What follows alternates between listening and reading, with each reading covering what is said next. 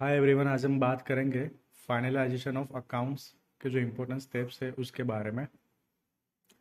चाहे प्रोप्राइटरशिप हो, पार्टनरशिप हो या कंपनीज हो, जो कॉमन स्टेप्स है वो कॉमन ही रहेंगे सब में।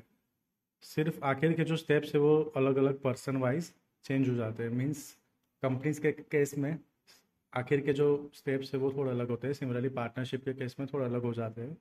सिमिलरली प्रोप्राइटरशिप में भी अलग होते हैं। फाइन। अ, तो हम जो भी कॉमन स्टेप्स है आज उसके रिगार्डिंग डिस्कशन करेंगे। ओके, तो चलिए शुरू करते हैं।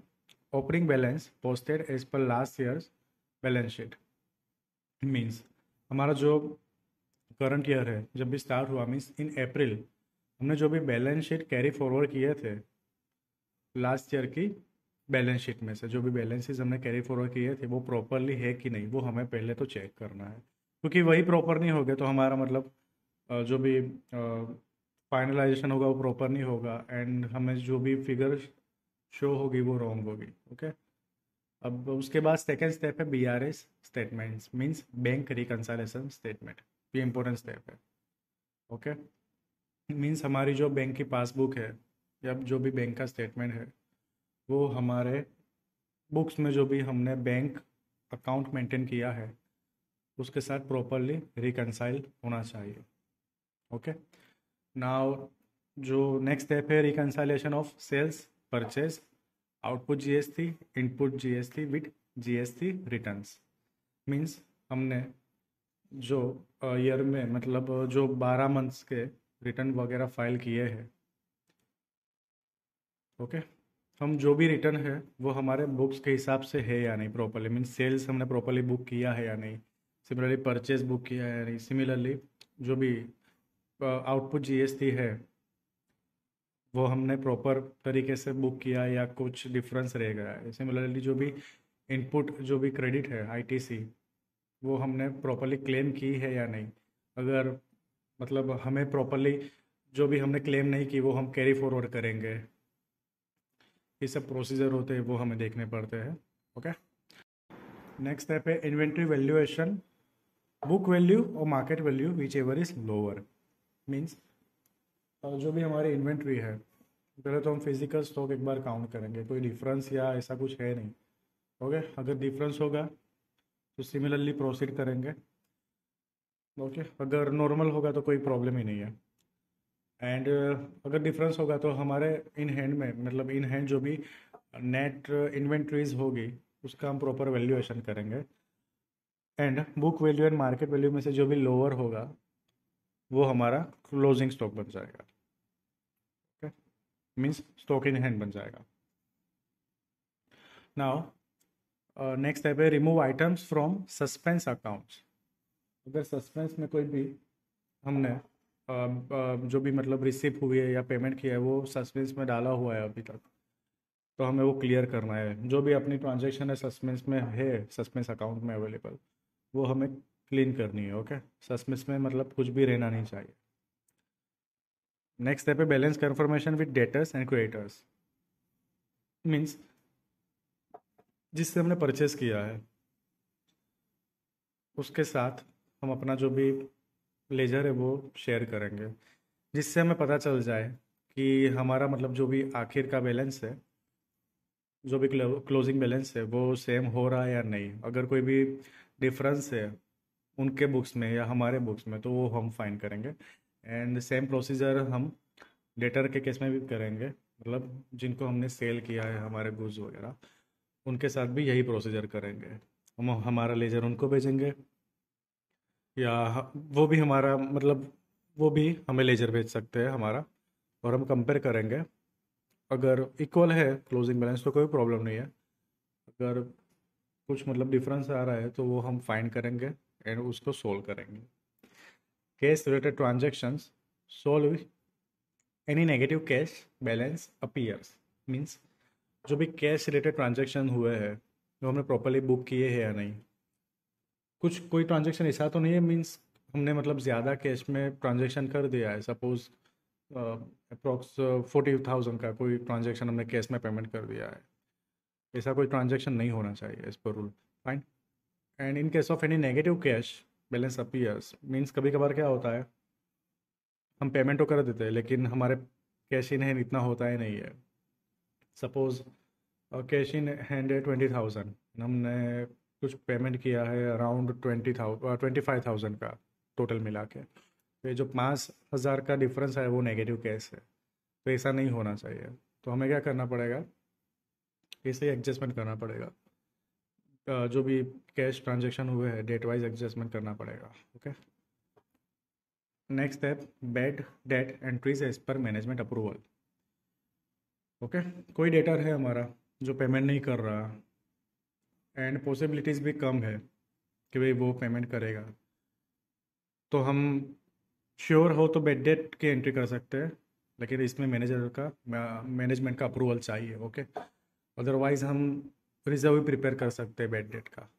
ओके, नेक्स्ट स्टेप है डेप्रिसिएशन ट्रीटमेंट ऑफ असेट्स। जो भी हमारे फिक्स असेट्स है, जो भी टेंजिबल असेट्स है, मतलब जिस पे हम डेप्रिसिएशन वगैरह चार्ज करते हैं, वो हमने प्रॉपरली बुक किए हैं या नहीं, वो एक पहले तो चेक करेंगे।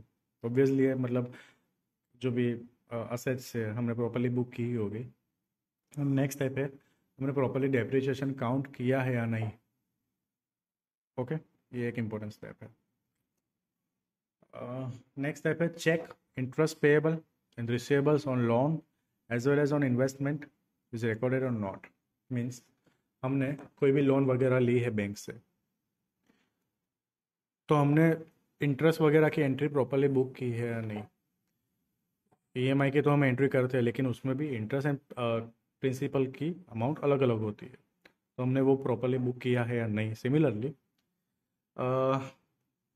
इन्वेस्टमेंट के केस में भी ऐसा रहेगा।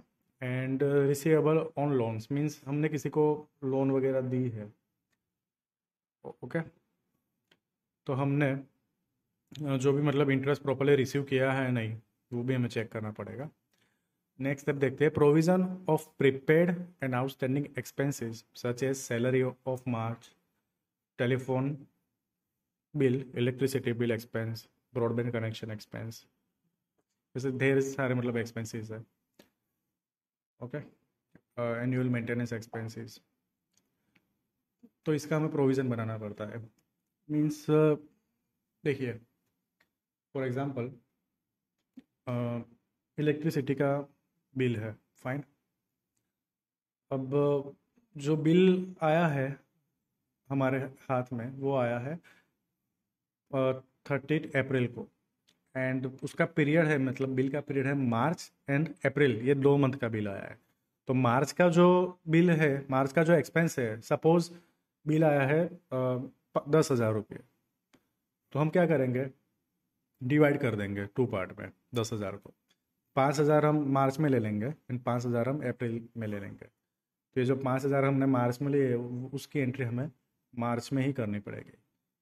ओके, तो उसके लिए हमें प्रोविज़न वगैरह क्रिएट करना पड़ेगा।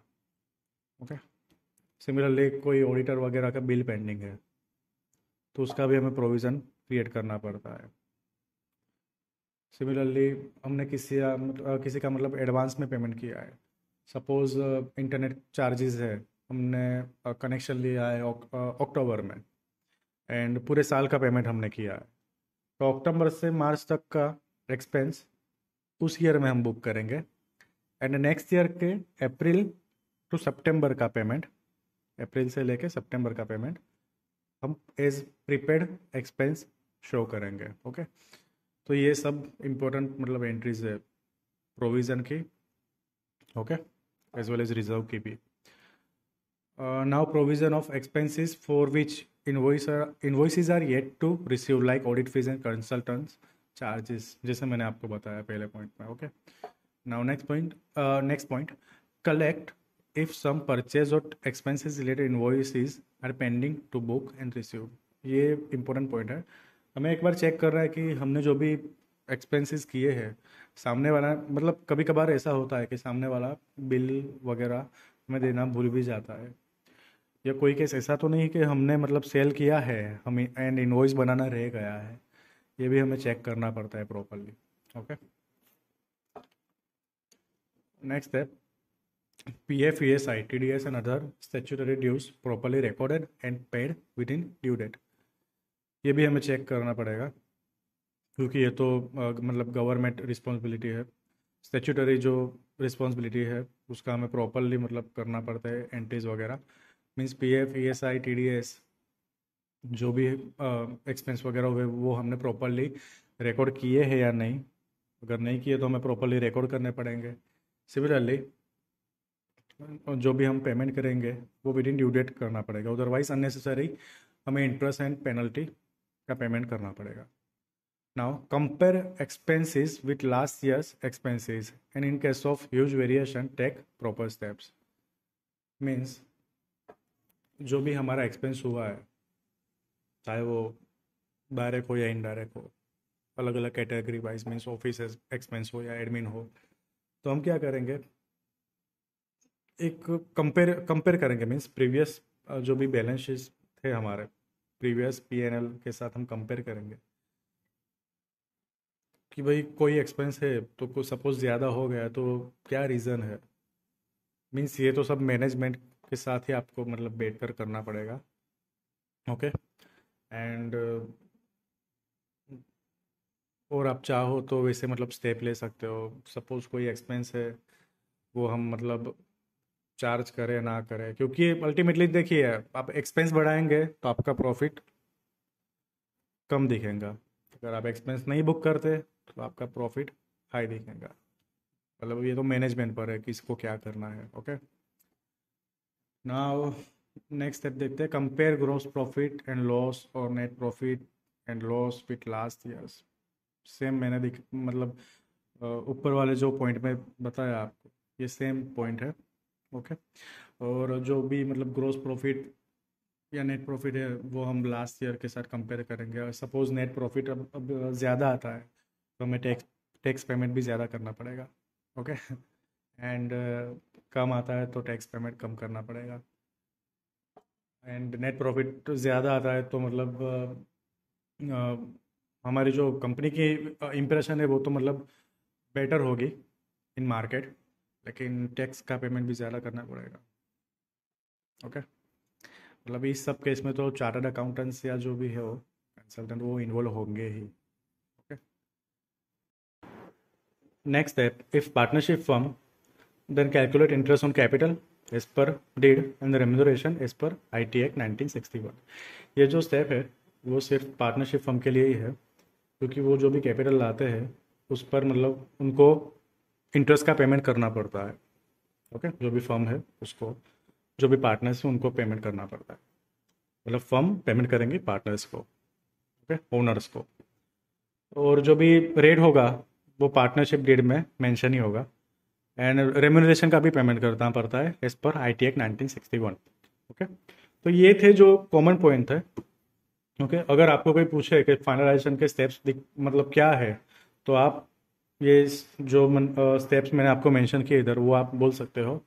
एंड मेनली फाइनलाइजेशन के केस में चार्टर्ड अकाउंटेंट्स का इन्वॉल्वमेंट होगा ही, लेकिन हम मतलब नॉलेज रखेंगे तो हमारे लिए ही बेनिफिशियल है। ओके एंड इसके बाद तो जो भी टैक्स का पेमेंट करना होगा नेट प्रॉफिट के बेसिस पर टैक्स का पेमेंट करेंगे। ओके एंड एक्चुअली हमने स्टडी ऐसा किया है कि ट्रेडिंग अकाउंट के बाद P&L बनाएंगे एंड P&L में जो भी नेट प्रॉफिट आएगा, जो भी प्रॉफिट आएगा उस पर हम टैक्स का पेमेंट करेंगे एंड उसके बाद प्रॉफिट आफ्टर टैक्स आएगा। ओके लेकिन प्रैक्टिकली ऐसा होता है कि आपको मतलब टैक्स का पेमेंट कितना करना है उसके हिसाब से फिर हम सब सेट करते हैं। वो सब मतलब अलग पॉइंट है। ये जो बेसिक फाइनलाइजेशन के पॉइंट्स थे वो मैंने मेंशन किए। Okay so this is for today, thanks for watching, and like the video and subscribe the channel. Thank you.